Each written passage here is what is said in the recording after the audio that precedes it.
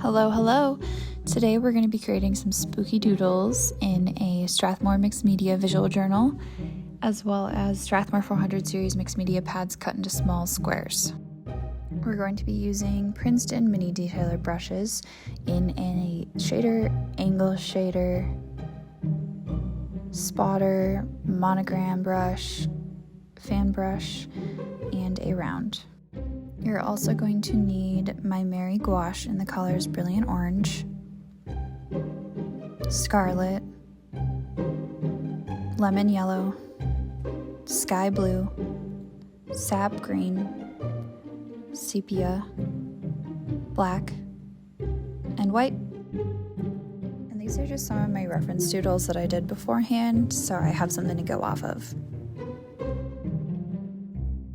First, we're going to start with a tombstone. Here I'm mixing black and white to make a darker gray for the side of the tombstone and a lighter gray for the face of the tombstone.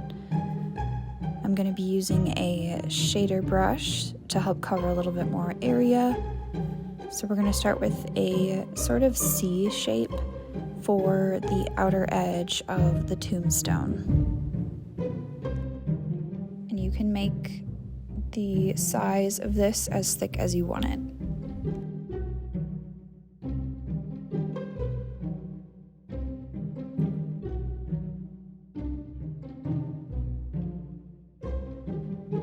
Now I'm going to do the front of the tombstone with a lighter gray. It's going to be kind of a half oval shape to create the face of the tombstone.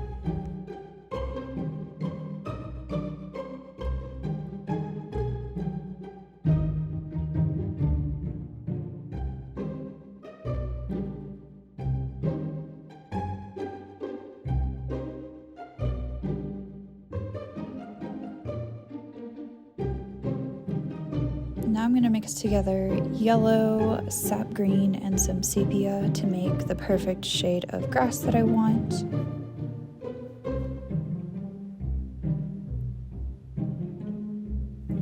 Then I'm going to take the fan brush. It's really great for textures, grasses, furs, and small details like that. I'm going to put just a tiny bit of the paint on there and then kind of do an up and down motion to create little blades of grass at the bottom of the tombstone.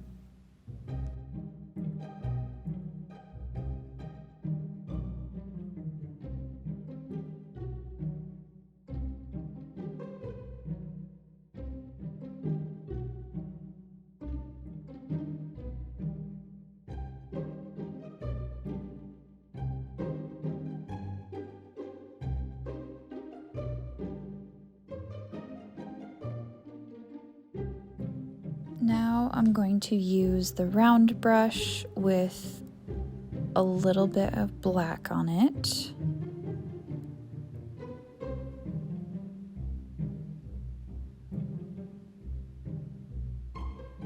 To write RIP on the face of the tombstone.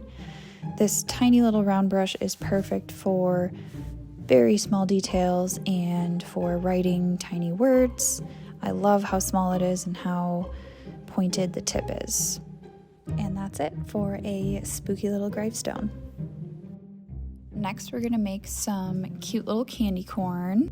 I'm just sketching out the outline here so I have a base to go off of so I don't make them into a weird shape. So first I'm gonna start mixing all of my colors. I'm making like a darker orange for the base, a yellowy white for the middle, and then a yellowy, mostly yellow orange for the top. I'm going to be using the shader brush again to cover most of the space. So we'll start with the dark orange for the base of the candy corn. And I'm going to make the left candy corn base a little bit darker than the right one, just because the right one is sitting on top of it, so you can kind of tell the difference between the two.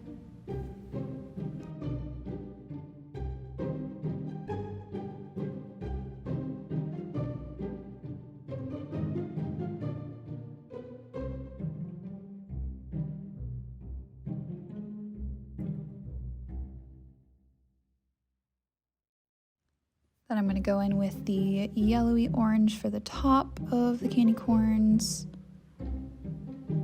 fill in the middle last with the yellow tinted white.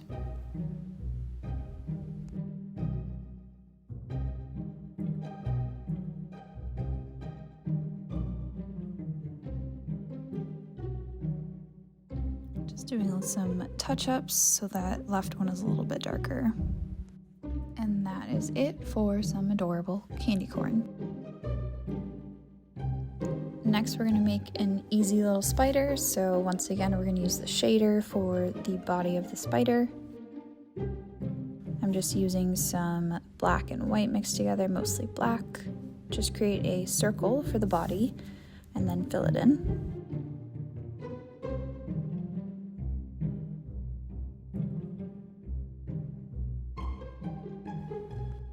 Next, I'm using the Monogram brush to create the spider legs. So get some black on there and then go in outward motion so you can create a very thin little line. You can make the legs as thick as you want. I'm going to go over it one more time because that's pretty thin. And then give your spider 8 little legs.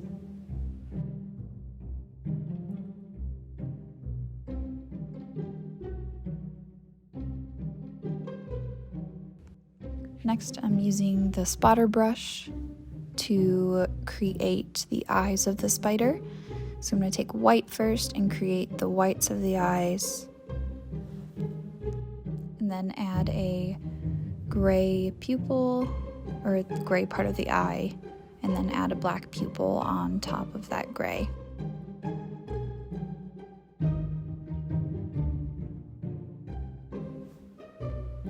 And that's it. A cute little spider. Next we'll be painting a pumpkin. Here I'm just drawing the outline of the pumpkin again so I have something to fill in so I'm not just freehanding it. And I'm going to mix together some of the brilliant orange, the lemon yellow, and sepia to make a more earthy looking orange for the pumpkin. So I'm going to start with a mostly orange for the base of the pumpkin because I'm going to add in some behind layers with the darker orange. So fill in the front parts of your pumpkin with your brilliant orange, lemon yellow, a little bit of sepia combination.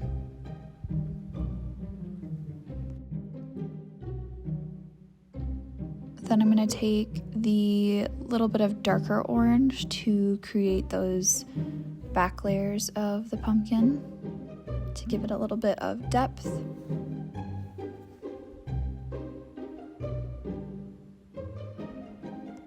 Then I'm mixing some more sepia in with the brilliant orange to create the color for the stem.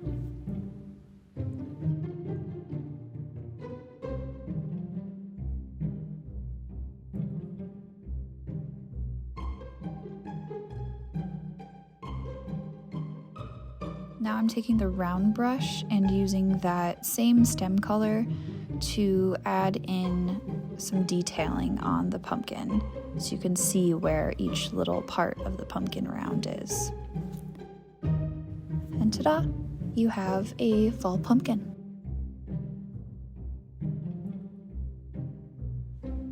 Next, let's make a witch's hat. I'm mixing together some black and white to make a dark gray, and then adding more black to that to create a darker gray for the brim of the hat. I'm going to start out with the shader brush and create the top part of the hat first. So I'm giving it a little point at the tip,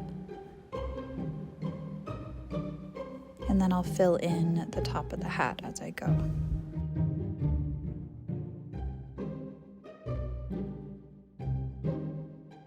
Next, I'll do the brim of the hat with the darker gray, doing a circular shape to create the brim, and then I will fill that in with the shader brush as well with the dark gray.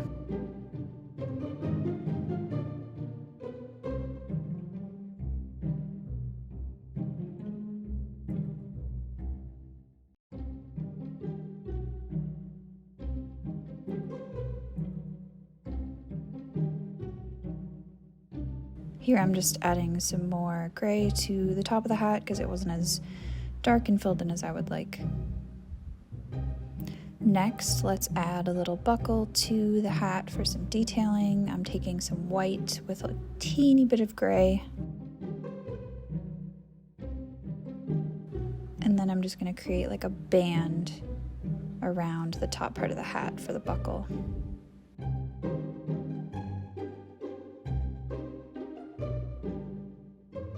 Then I'm going to take some orange with the shader brush as well and create the buckle itself.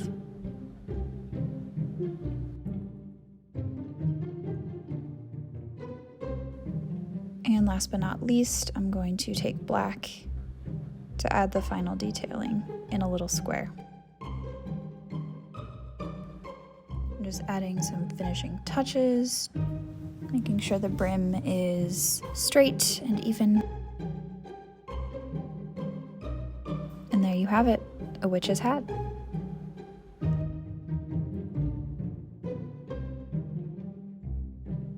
Next up is a witch's cauldron. Ooh, I'm doing another outline. Since a cauldron's kind of a weird shape, I don't want to just freehand that. Then I am grabbing the shader brush. I'll be using a gray mixture that I made with black and white, a little bit of blue. So just fill in your outline with that whole color to create the cauldron.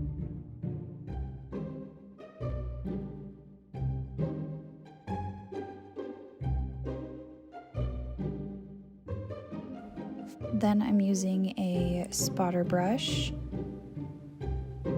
and a yellow and sap green combination to add some bubbles coming out of the cauldron. The spotter brush is great for little details like tiny circles and dots. It has a really nice fine point.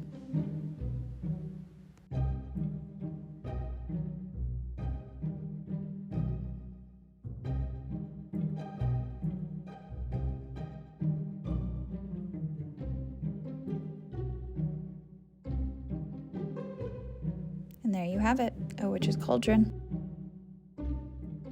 And of course, we have to make a beautiful fall leaf. So I'm starting with a quick little sketch of a maple leaf, making it kind of spiky. And then I'm going to start with the shader brush, of course. And I'm going to use kind of a mixture of the brilliant orange, scarlet, lemon yellow, but first I'm starting out with a mostly brilliant orange color just to kind of put down a base level.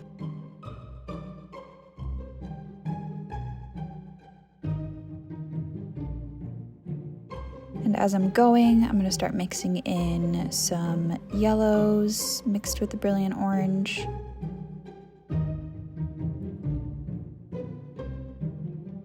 Kind of just put the colors wherever you want. I didn't really have a process for this. I basically just added reds and yellows and oranges together. And now I'm adding some veins and a stem with scarlet.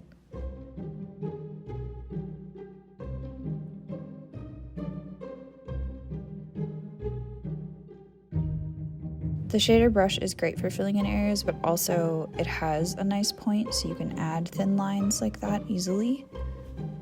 You can do a lot with a shader brush when it's this tiny.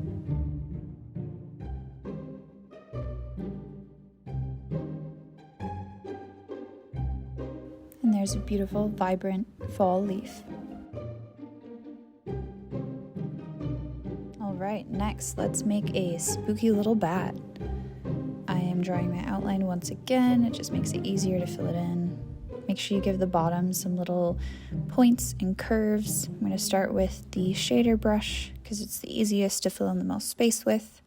And I mix together a little bit of white and black, so it's not just straight black, but it's mostly black. This one's super simple.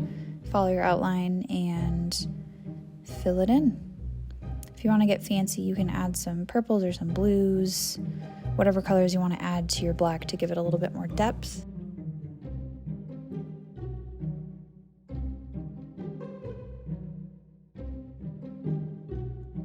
here I'm just going back and making sure that the curves and points are a little bit more pronounced to make it look better.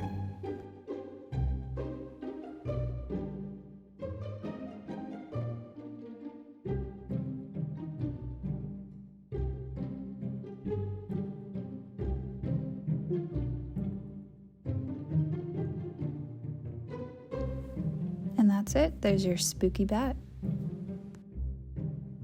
Alright, and last but not least, let's make a not so spooky ghost. I'm mixing together the sky blue with some white to kind of create a bluish white for the ghost. And I'm starting with the shader brush. I'm going to kind of do like a rounded top, and then the bottom of the ghost is going to have 3 little curves. Here I'm just filling it in with that blue color.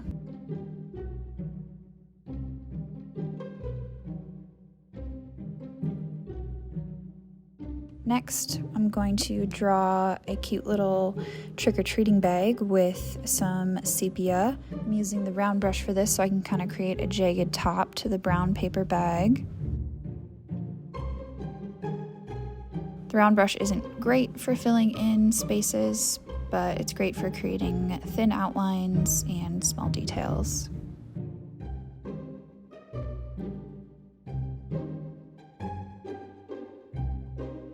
Now I'm taking my shader brush again to fill this in because it's much faster than using the round brush.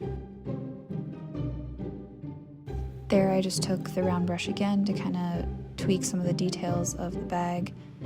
Now I'm taking the shader brush and some black mixed with a little bit of the sky blue to create his eyes and mouth. 2 little ovals and then a small circle for the mouth.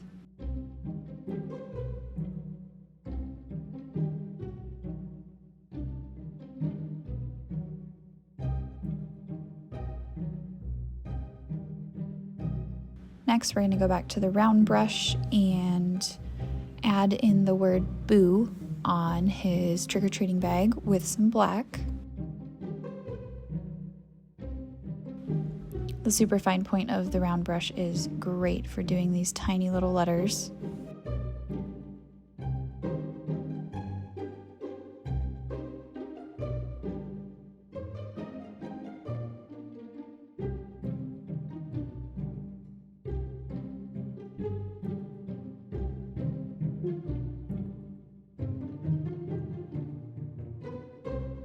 And there you have it, a not so spooky ghost.